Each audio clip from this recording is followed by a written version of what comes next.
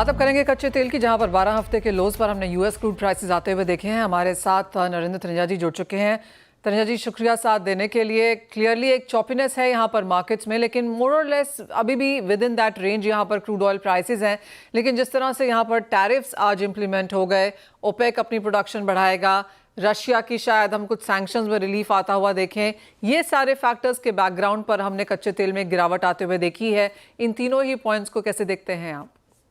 नहीं, बिल्कुल आपने सही कहा। देखिए, जियोपॉलिटिकली अब काफी जो है यूरोप ने अपना पहल करी है। वो अपना एक सोल्यूशन लेके यूक्रेन को लेके आना चाहते हैं, लेकिन अमेरिका ने स्पष्ट किया है, जैसे उन्होंने कल रात जो है उन्होंने कहा कि भाई ठीक है, यूक्रेन को जो वो सहायता देते हैं उसको रोक रहे हैं।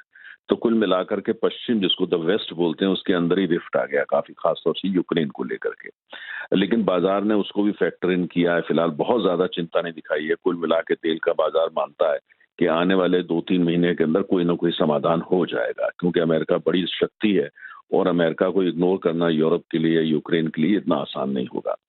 दूसरा, टैरिफ की जहां तक आपने बात करी, अब टैरिफ तो इम्पोज हो गए हैं, लेकिन 10% ऑयल पे है। अब देखना होगा उसका कितना असर पड़ता है, क्योंकि अमेरिका जो है वो दुनिया का सबसे बड़ा तेल का उत्पादक भी है। लेकिन सबसे अहम बात जिसकी वजह से जो, तो एक तो ओपेक ने फैसला किया कि वो उत्पादन जो है वो मतलब वापस उसको शुरू करेंगे। कुल मिलाकर के उनको मार्केट शेयर की चिंता है, क्योंकि नॉन ओपेक कंट्री जो लगभग 60% तेल वहां से आता है, जिसमें अमेरिका भी शामिल है, नॉर्वे शामिल है, वहां वो अपना उत्पादन बढ़ाने की बातचीत कर रहे हैं।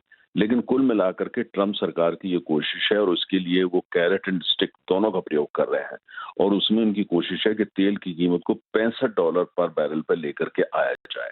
वो सऊदी अरब पे भी प्रेशर डाल रहे हैं, अपने देश में कह रहे हैं इसका उत्पादन बढ़ाओ, जिससे कि बाजार में सप्लाई साइड कंफर्टेबल हो जाए।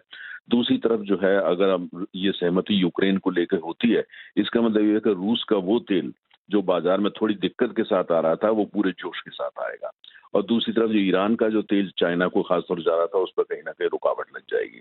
तो ये उनकी कुल मिलाकर के जो तेल की कूटनीति आज चल रही है, उसमें कुछ ना कुछ कामयाबी नजर आने लगी है। यही वजह है कि कीमतें नीचे जा रही है। मेरा मानना है कि आने वाले 2-3 महीने में स्थिति स्पष्ट होगी, लेकिन कुल मिला के ब्रॉडली जो अभी ऐसा नजर आता है कि ट्रम्प साहब बहुत फोकस्ड हैं, और उनका जो वो ड्रिल बेबी ड्रिल के साथ साथ जो है कुल मिलाकर के तेल की कीमत कम करना, $65 पे लेकर के आना, लगता है कहीं ना कहीं उनको थोड़ी सी सफलता मिल रही है। लेकिन तेल के बारे में ये होता है कि बहुत लंबा प्रेडिक्शन ठीक नहीं होता। मेरा मानना है कि अभी तेल दबाव में रहने वाला है। ओपेक के कदम से जो ये कि सप्लाई साइड की जो कंसर्न जो थोड़ी बहुत थी, कोई बहुत ज्यादा नहीं थी, वो भी काफी कंफर्टेबल स्पेस में चली जाएंगी। और अगर यूक्रेन को लेकर कोई समाधान हो जाता है, तो फिर तेल की कीमतें जाहिर है और नीचे जाएंगे। तो आप ये कह रहे हैं कि ऊपर जाने की बजाय नीचे जाने की ज्यादा यहाँ पर रीजंस हैं तनेजा जी?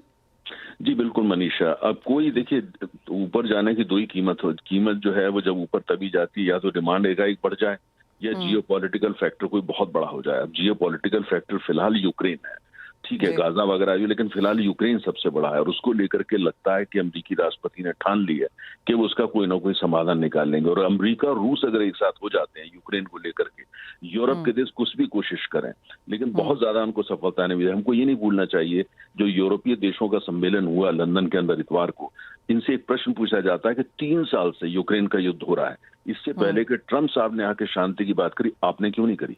3 साल से आप क्या कर रहे थे? तो प्रश्न ये होता है कि 3 साल से आपने कुछ नहीं किया, आपने युद्ध को बढ़ने दिया। अब ट्रम्प ने कोशिश की है, तो आप सम्मेलन बुला रहे हैं और आप तरह तरह की बातें कर रहे हैं, उसमें क्रेडिबिलिटी थोड़ी कम हो जाती है। तो चाहे वो कितना भी सम्मेलन करें, कोई भी कोशिश करें, अगर अमेरिका तस्वीर में नहीं होता है तो कुछ होगा नहीं, क्योंकि अमेरिका ही नेटो का 50% पैसा वो देता है। यूक्रेन को जो सहायता हथियार जाते हैं 50% भी अमेरिका ही देता है। और अगर अमेरिका ने ठान लिया है कि यूक्रेन में शांति लानी है, समय लग सकता है, यूरोप उसमें अड़ंगा लगा सकता है, कुल मिला के अपने टेबल पे बैठने की जबरदस्ती कोशिश कर सकता है, लेकिन मुझे लगता है अगर अमेरिका और रूस चाहते हैं तो फिर जो है वो शांति तो आएगी। Fair point. एक और फाइनल सवाल, और ये यूएस के स्टैंड पे है, जो ग्रीन एनर्जी पे कम और फॉसिल फ्यूल्स पे ज़्यादा है, with the kind of narrative जो हमने वहाँ से आता हुआ देखा है।